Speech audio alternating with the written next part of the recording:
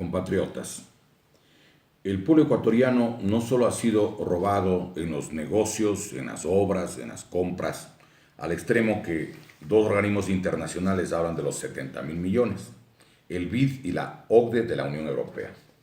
Hay otro robo que es mucho más grande, que significa que el Ecuador perdió el petróleo, las minas de oro, las minas de plata, las minas de cobre, perdió la telefonía celular durante 15 años, ha perdido además el control de los puertos, el puerto Bolívar 60 años, el puerto de Pozorja 50 años, el puerto de Manta 40 años, el puerto de Providencia en la provincia de Sucumbíos durante 30 años.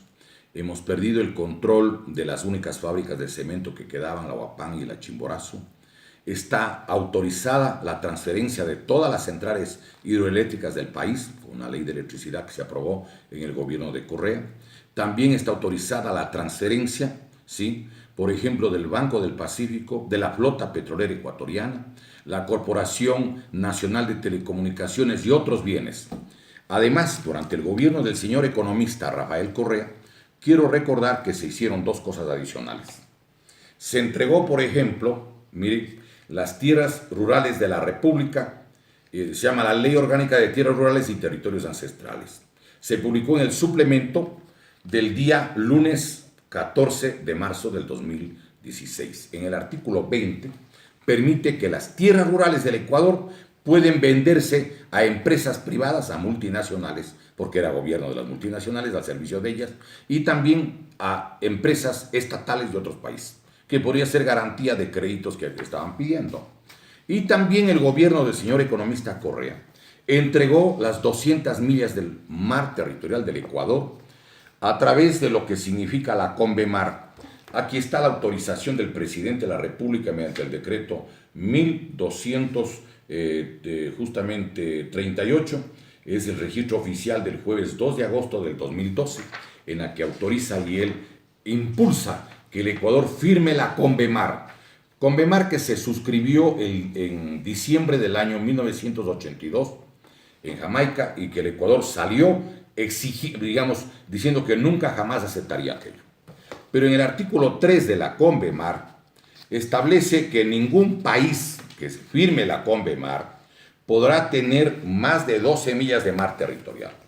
Dice justamente, todo Estado, dice que tiene límite justamente para las 12 millas de mar territorial. El Ecuador tenía, recordemos, la cantidad, vale la pena señalar, ¿sí?, de 200 millas frente a la costa, 200 millas a cada lado del archipiélago de Colón, archipiélago Galápagos. Y tiene también el derecho a ampliar el espacio marítimo, el derecho de defrontación, la órbita geoestacionaria, donde se ubican los satélites sobre la línea ecuatorial, y el derecho de defrontación hacia el centro de la Antártida, que significaba 323.000 kilómetros cuadrados como posibilidad. Y el gobierno entregó todo. Aquí tengo, miren ustedes, cómo la empresa Conecel gana en un año, en el año 2014, por ejemplo, 2.046 millones de dólares, de acuerdo al diario El Telégrafo del día viernes 24 de octubre del 2014 en la página 3. Aquí está cómo Correa negocia directamente el acuerdo desde un vuelo desde Quito a Manta y llega al acuerdo con Daniel Hag, el yerno de Carlos del Limelou, y le entrega la telefonía celular y que, recordemos, a cambio de 15 años de concesión paga 480 millones de dólares, de acuerdo a lo que publicó la revista Vistazo, página 8 del día 15 del mes de mayo del año 2008. Mire cuánto es las reservas mineras del Ecuador.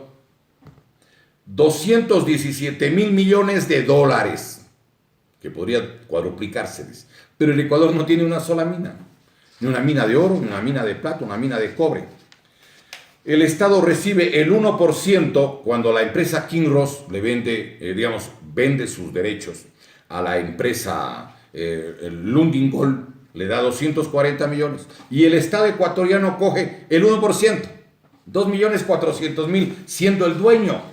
Y todo esto podía entregar el presidente de la República, diríamos, prácticamente a dedo. Quiero recordar algo adicional. Miren ustedes cómo China se queda con el 90% de todo lo que es la comercialización del petróleo y además una explotación de varias compañías el miércoles 27 de noviembre del 2013. Y se asusta la prensa del mundo. Esto es lo que dice el Diario Expreso de aquí del Ecuador, pero aquí está la información de España y de varios otros países. No entendiendo cómo un país puede perder su riqueza. No vamos a extendernos por razones de tiempo, pero quisiéramos solamente mostrarles algo. Miren, el Ecuador paga, este es un estudio del Boletín Economía y Negocios del número 34 de abril del 2015, que es una investigación de un muy buen investigador como es el economista José Salgado de Franco. Y resulta que el Ecuador paga para que saquen cada barril de petróleo, por ejemplo, a la empresa Pacipetrol, el bloque 2, y le paga, digamos, es hasta el año 2026 del contrato, $58 el barril. A Petrooriental le pagaba $41 y el contrato del bloque 17 es hasta el año 2025. Y así podríamos ir viendo las cantidades que paga el Estado por un petróleo que es muchísimo, digamos, más barato lo que están vendiendo ahora en el mercado internacional y que está además pignorado, está entregado gran parte del petróleo hasta a la empresa PetroChina, a la compañía Sinopec de la China y a PetroTailandia. Esto no puede seguir, compatriotas. Esto es cientos de miles de millones de dólares que no puede el pueblo ecuatoriano aceptar. ¿Qué le proponemos al pueblo ecuatoriano? Vamos, ecuatorianos, primero a demostrar que las mayorías legislativas que hicieron las leyes para el saqueo nacional son producto del fraude.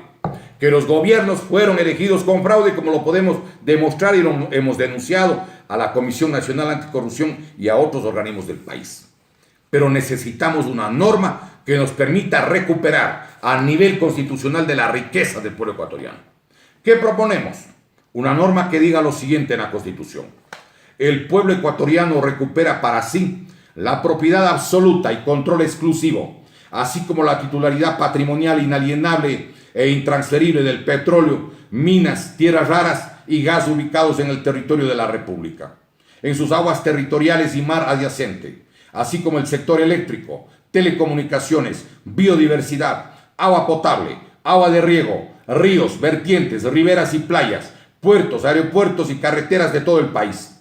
El pueblo ecuatoriano proclama y reivindica para sí toda la riqueza ictiológica y pesquera ubicadas en sus aguas territoriales y mar adyacente y la declara patrimonio alimenticio, irrenunciable y exclusivo de su nación. Las tierras de la República y los territorios ancestrales son propiedad y patrimonio de los ecuatorianos y es un elemento fundamental e intransferible, imprescindible para garantizar la soberanía alimentaria de la sociedad. Los ciudadanos extranjeros residentes en el Ecuador solo podrán disponer de superficies que no superen las 50 hectáreas y en ningún caso en áreas cercanas a la frontera en una franja de 50 kilómetros.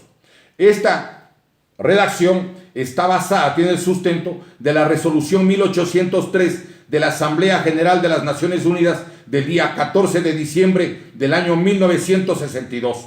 Es la resolución relativa a la soberanía permanente de los estados sobre los recursos naturales y que reconoce el derecho de los pueblos y las naciones a la soberanía permanente sobre las riquezas y recursos naturales en interés del desarrollo nacional y del bienestar del pueblo. Y planteamos junto con esa norma que existe un artículo que se llame el papel de las Fuerzas Armadas Patrióticas y que debería decir, por ejemplo, como funciones de las Fuerzas Armadas, garantizar que los recursos naturales no renovables y estratégicos del país, así como sus servicios públicos más rentables, esto es el patrimonio social y nacional de la República, no sean entregados a intereses y empresas privadas o multinacionales, y se contribuya para que en este campo no exista impunidad para los responsables de los perjuicios al erario fiscal en estas materias, sea por peculado, privatizaciones o concesiones que lesionen o hubiesen lesionado los intereses nacionales. Y planteamos también que allí como función de Fuerzas Armadas sea proteger la naturaleza nacional para el bienestar de esta y de las futuras generaciones, impidiendo la destrucción de la flora, la fauna y el agua en todas sus modalidades. Y planteamos también que los miembros de la fuerza pública estudiarán la realidad nacional, sus problemas y posibles soluciones y tendrán derecho al sufragio. Existirá un centro de investigaciones sociales, económicas y políticas al más alto nivel académico y científico, cuyas conclusiones se transmitirán para conocimiento de todas las ramas de la fuerza pública y de los suboficiales que lo soliciten. Además, tendrá que devolverse o darse la facilidad para crear otro instituto de altos estudios nacionales. Y yo no veo razón alguna para que no esté en el directorio de las empresas públicas, por ejemplo, del sector petrolero, del sector de telecomunicaciones, del sector eléctrico, como era el caso de INESEL, como es el caso, por ejemplo, de una cantidad de aspectos que no hay razón para que les hayan sacado a los representantes técnicos de cada institución, primero.